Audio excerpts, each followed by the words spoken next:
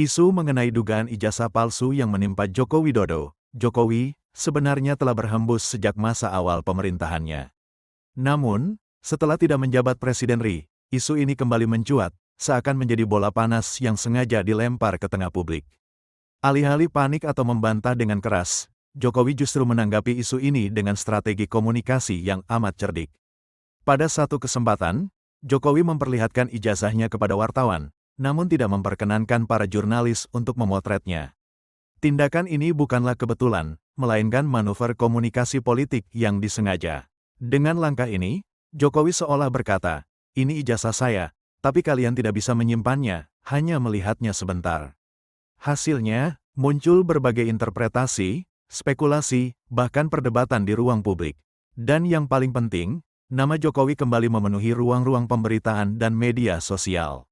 Dalam dunia politik modern, terutama di era pasca kebenaran, post-truth, persepsi jauh lebih penting daripada realitas. Jokowi memahami betul prinsip ini. Ia tidak berusaha keras untuk membantah atau membungkam isu tersebut, tetapi justru membiarkannya bergulir dengan arah yang ia kendalikan. Ia menciptakan noise yang dikalkulasi.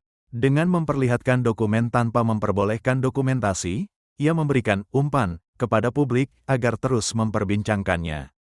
Langkah ini membuat dirinya kembali relevan, bahkan setelah tak lagi memegang jabatan. Strategi ini sejalan dengan prinsip keep the buzz alive. Strategi yang biasa digunakan politisi yang ingin tetap berpengaruh di arena politik pasca kekuasaan. Dalam hal ini, Jokowi menggunakan isu negatif untuk menghasilkan dampak politik positif, mempertahankan perhatian dan eksistensinya di ruang publik. Kecerdikan Jokowi tidak hanya berhenti di pengelolaan isu, tetapi juga dalam menjadikan media sebagai mitra komunikasi politik. Hampir setiap aktivitas Jokowi, dari belusukan hingga kegiatan keluarga, terliput oleh media. Ia tahu bahwa dalam politik era digital, persepsi dibangun oleh pemberitaan, bukan hanya oleh fakta. Ketika isu ijazah mencuat, Jokowi tidak berbicara di podium resmi, melainkan lewat momen informal yang terekam oleh media. Ia membiarkan narasi terbentuk bukan dari pernyataan langsung, tetapi dari framing media.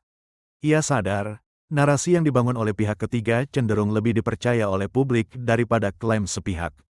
Langkah ini juga dapat dibaca sebagai cara Jokowi untuk menjaga basis loyalisnya. Dengan tampil tenang dan tersenyum menghadapi tudingan serius, ia menunjukkan citra sebagai pemimpin yang tak mudah terpancing. Simpati pun mengalir, terutama dari mereka yang sudah sejak lama mendukungnya.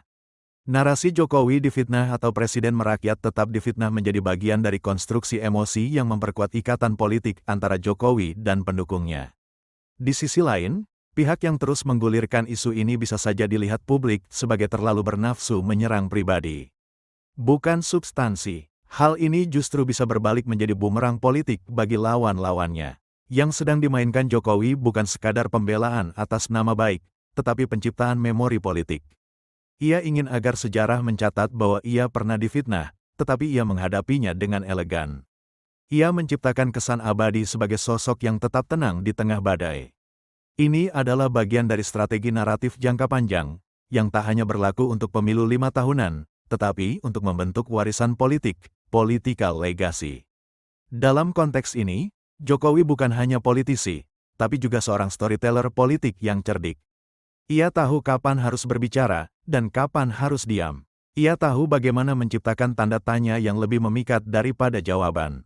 Dan yang paling penting, ia tahu bagaimana menjadikan dirinya tetap relevan dalam percaturan politik nasional, bahkan setelah masa jabatannya berakhir.